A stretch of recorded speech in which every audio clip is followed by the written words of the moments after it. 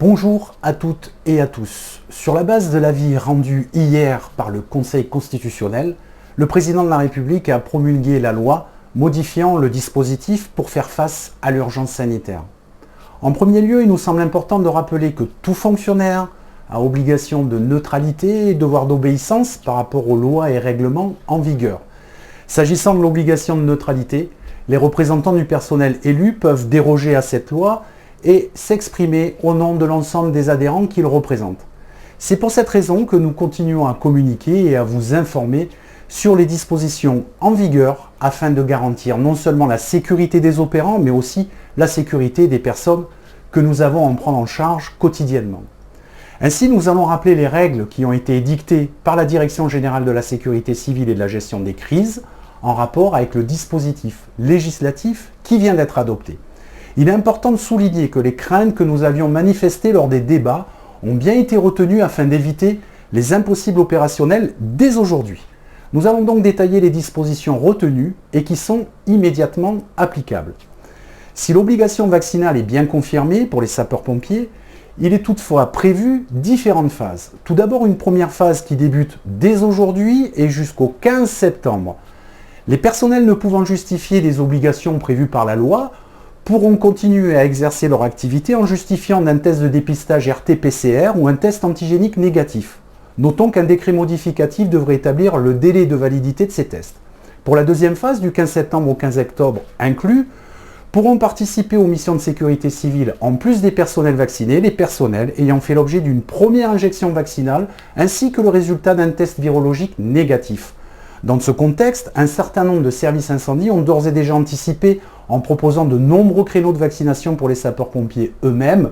Notons au passage la forte implication de nos collègues dans l'organisation de la vaccination du grand public.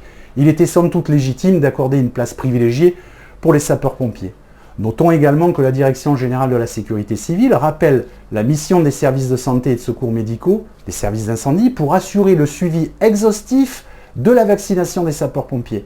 À ce titre, des statistiques nationales pourront enfin et rapidement être établies.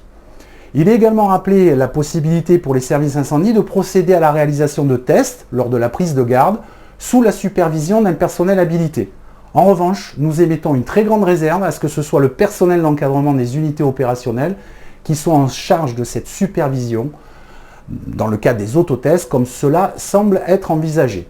L'encadrement de proximité a bien d'autres missions à exécuter en ce moment. Nous en venons maintenant aux mesures coercitives qui doivent être mises en place dès aujourd'hui en cas de non-respect des dispositions que nous venons d'évoquer. L'ADG rappelle à ce sujet l'obligation de prendre un arrêté individuel afin de suspendre l'agent de ses activités.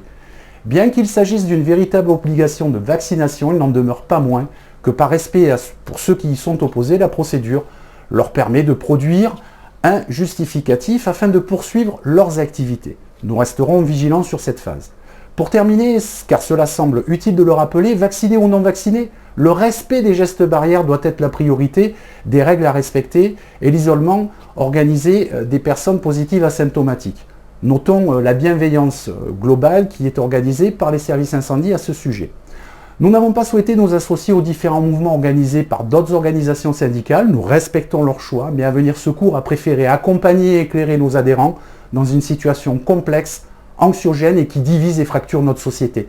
Notre sens républicain, le respect de nos valeurs, encourage à la prudence et à l'objectivité pour garantir la sécurité et la sérénité dans l'organisation de nos missions du quotidien.